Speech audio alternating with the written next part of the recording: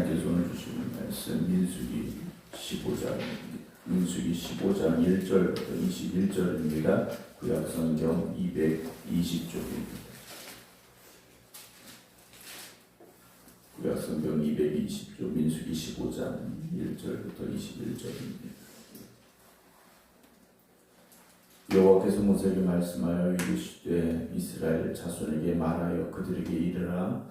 너희는 내가 주어 살게 할 땅에 들어가서 여호와께 화제나 번제나 소원을 갚는 제사나 낙헌제나 정한 절기에 소나 양을 여호와께 향기롭게 드릴 때 그러한 헌물을 드리는 자는 부은 가루 10분의 1에 기름 4분의 1 흰을 섞어 여호와께 소제로 드릴 것이며 번제나 다른 제사로 드리는 제물이 어린 양이면 전제로 포도주 4분의 1 흰을 준비할 것이요 순양이면 소제로 부은 가루 10분의 2에 기름 3분의 1 흰을 섞어 준비하고 전제로 포도주 3분의 1 흰을 드려 여호와 앞에 향기롭게 할 것이요 번제로나 소원을 갚는 제사로나 화목제로 수송아지를 예비하여 여호와께 드릴 때에는 소제로 구운 가루 10분의 3 에바에 기름 흰 반 흰을 섞어 그 수송아지와 함께 드리고 전제로 포도주 반 흰을 드려 여호와 앞에 향기로운 화제를 삼을지니라. 수송아지나 순양이나 어린 순양이나 어린 염소에는 그 마리수마다 위와 같이 행하되 너희가 준비하는 수요를 따라 각기 수요에 맞게 하라. 누구든지 본토 소생이 여호와께 향기로운 화제를 드릴 때는 이 법대로 할 것이요 너희 중에 거류하는 타국인이나 너희 중에 대대로 있는 자나 누구든지 여호와께 향기로운 화제를 드릴 때에는 너희가 하는 대로 그도 그리할 것이라. 회중 곧 너희에게나 거류하는 타국인에게나 같은 율례이니 너희의 대대로 영원한 율례라. 너희가 어떠한 대로 타국인도 여호와 앞에 그러하리라. 너희에게나 너희 중에 거류하는 타국인에게나 같은 법도 같은 규례이니라. 여호와께서 모세에게 말씀하여 이르시되 이스라엘 자손에게 말하 이르라. 너희는 내가 인도하는 땅에 들어가거든 그 땅의 양식을 먹을 때 여호와께 거제를 드리되 너희의 처음 익은 곡식 가루떡을 거제로 타작마당의 거제같이 들어 드리라. 너희의 처음 익은 곡식 가루떡을 대대 여호와께 거제로 드릴지니라. 아멘. 할렐루야. 지난 주간도 하나님의 은혜 가운데 살아왔음을 고백하며 감사와 기쁨으로 살아가는 모든 성도들 되시기를 주님의 이름으로 축원합니다. 우리는 환경과 상황에 이 환경과 상황을 극복해 나가야 되는데 많은 사람들이 환경과 상황에 지배를 받습니다.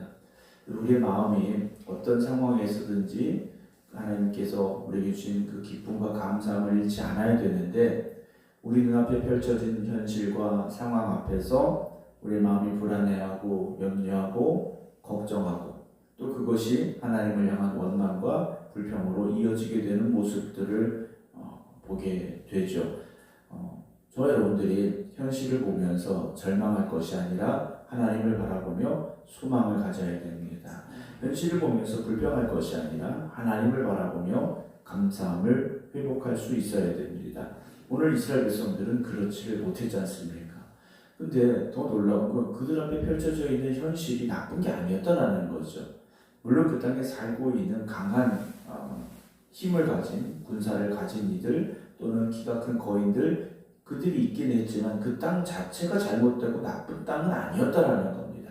그렇다면 하나님께서 그 좋은 땅을 적과 꿀이 흐르는 땅을 주신다 하셨으니 믿음을 가지고 도전하면 될 것인데 그들에게는 믿음이 아니라 두려움이 찾아왔다라는 거죠.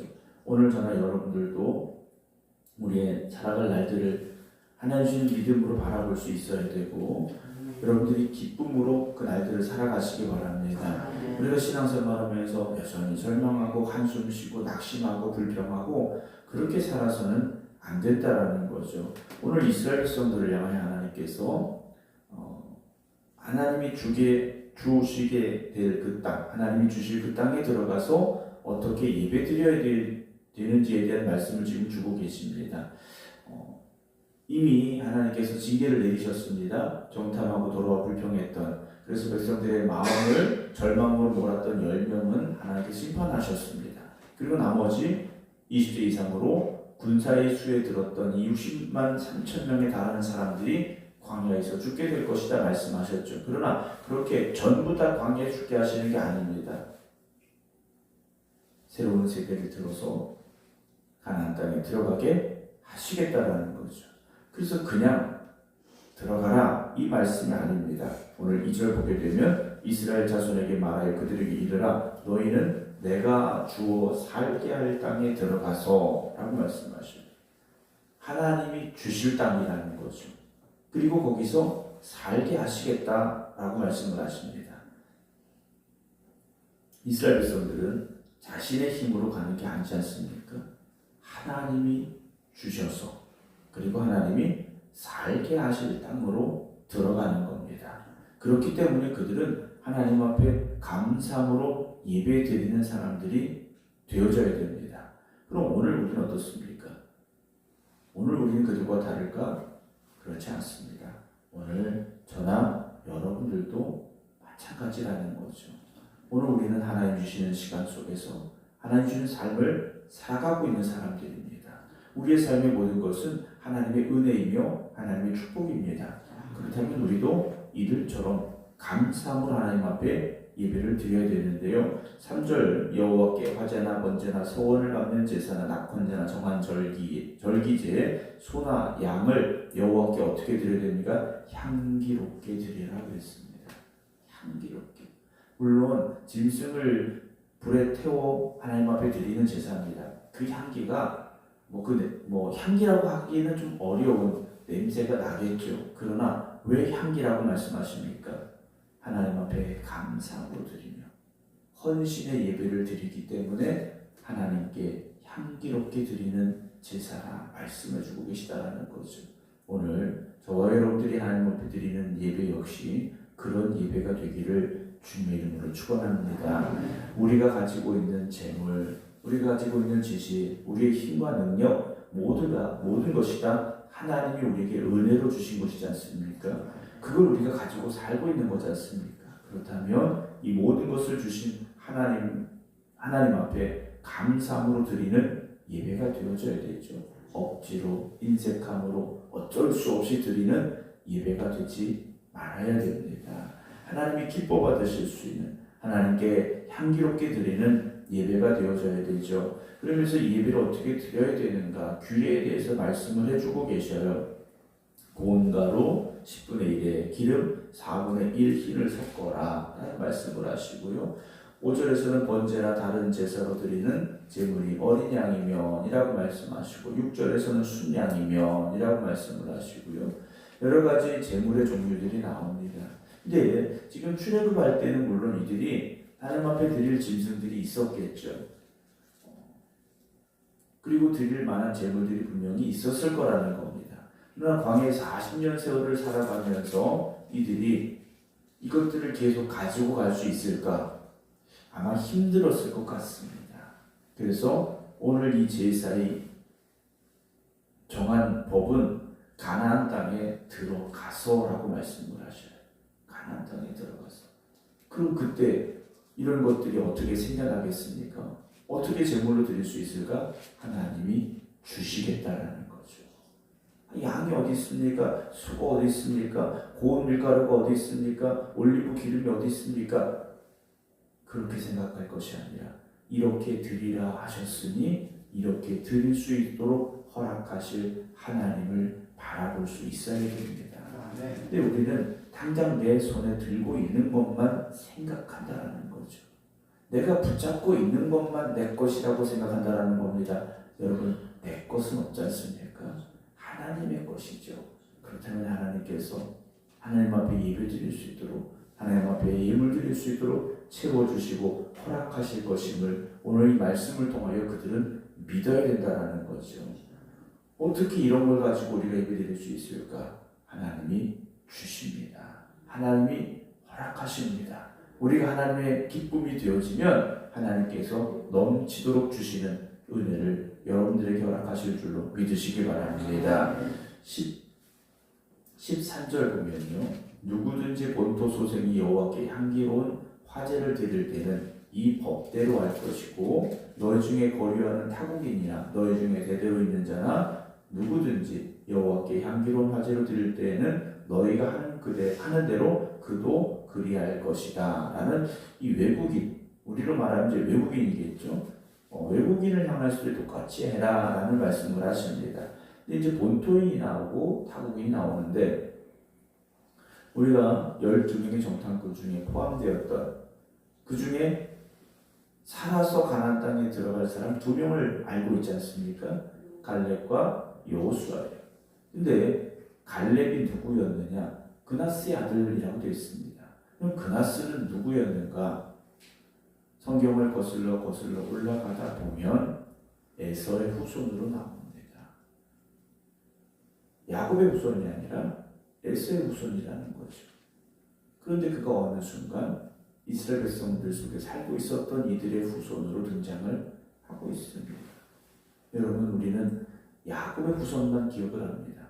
그러나 에서의 후손 중에도 믿음의 사람이 있었다라는 것이죠. 그리고 그가 본토인과 똑같이 대접받을 것이고 똑같이 하나님 앞에 예배드리는 사람이 되어줘야 된다. 하나님은 말씀을 해주고 계십니다. 여러분, 우리는 잘 되면 내 탓, 안 되면 수사 탓, 이런 생각을 합니다. 그러나 오늘 우리의 신앙이 중요하고요. 오늘 우리의 삶이 어떤가가 중요하죠. 조상이 어땠고, 옛날이 어땠고, 부모가 어땠고, 그건 좋으면 좋았겠지만 그렇지 않을 수도 있지 않습니까? 그러나 오늘 내가 정말 하나님만 바라보고 하나님만 의지하고 있는지, 내가 정말 하나님의 기쁨이 되는 삶을 살려고 힘쓰고 노력하고 있는지를 먼저 돌아볼 수 있는 삶이 되기를 주님의 이름으로 부탁을 드립니다. 오늘 우리가 가져야 될 것은 무엇입니까? 하나님과의 바른 관계입니다. 하나님과의 바른 관계죠. 그것이 바로 세워지면 됩니다. 세상에 어떤 막혀진 일들도요, 하나님과의 관계가 바로 세워져야 막혔던 관계도 뚫려지게 되고 열려지게 되고 회복되는 겁니다. 여러분, 하나님과의 관계를 먼저 바로 세워가시기 바랍니다. 하나님과의 관계는 막혀 있는데 세상과의 관계만 잘 되고 있다고 여러분 잘 되는 게 아니라는 거죠. 여러분, 길은 하나밖에 없지 않습니까? 우리의 갈 길은 하나밖에 없는 겁니다. 세상의 길에서 방황하지 마시고 하나님을 향하여 나아가는 믿음으로 살아가시기 바랍니다. 그래서 세상의 풍요를 바라보지 마시고 하나님이 주신 은혜를 바라보시기 바랍니다. 그렇게 믿음으로 살아가는 오늘 이 하루가 될 수 있기를 주님의 이름으로 축원합니다. 기도하겠습니다. 하나님께서 우리를 택하시고 부르셨으니 오늘 우리의 삶을 책임져 주실 것이고 우리의 내일을 하나님께서 이끌어 주심을 믿음으로 살아갈 수 있는 저희들이 되게 하여 주시옵소서. 여전히 우리 앞에 놓여 있는 상황은 우리가 기대하는 것보다 좋지 않습니다. 어려움이 있습니다. 그래서 우리를 근심하게 만듭니다. 그러나 오늘도 이 새벽 기도하는 이들을 주님께서 붙잡아 주실 때 저들 안에 성령님께서 역사해 주심으로 말미암아 믿음의 눈을 들어 바라보는 저희들 되게 하시고 하나님께서 모든 것을 이끄시고 인도하십니다. 고백할 수 있는 믿음으로 살아가게 하여 주시옵소서. 광야 가운데 있는 이들을 향하여서 가나안 땅에 들어가서 그 땅 하나님이 주실 그 땅에 들어가서 하나님 앞에 예배드려야 되는 예배의 규례를 말씀해 주고 계셨습니다. 하나님께서 그들을 약속의 땅으로 이끌어 가실 것이고 그 땅에서 하나님 앞에 감사드리며 제사드리는 이들이 되게 하실 것이며 제사드릴 재물을 허락하실 하나님이 되심을 우리가 이 말씀을 통해서 깨닫게 하여 주시옵소서. 하나님과의 관계가 바로 세워지면 하나님께서 책임져 주시고 하나님께서 역사하여 주심을 믿음으로 살아갈 수 있는 저희들이 되게 하여 주시옵소서. 오늘도 걱정과 염려가 아니라 하나님을 바라보는 믿음 안에서 담대하게 살아가는 하나님의 자녀들이 되게 하여 주시옵소서. 이번 한 주간도 하나님의 은혜로 살아왔음을 고백하며 다시 한번 하나님 앞에 감사함으로 기도드립니다. 저희들 힘들고 어려운 세상이지만 주님께서 붙잡아 주시고 이끌어 주셔서 여기까지 왔습니다. 앞으로 살아갈 날들 또한 하나님 함께하여 주시옵소서. 이제는 우리 주 예수 그리스도의 은혜와 아버지 하나님의 무한하신 사랑하심과 성령님의 감동 담아 역사하심이 오늘도 이 새벽 하나님께 모든 것 맡깁니다. 하나님 우리를 인도하여 주시옵소서. 기도드리는 모든 성도들 위해 이제부터 영원토록 함께 하시기를 간절히 축원하옵나이다. 아멘.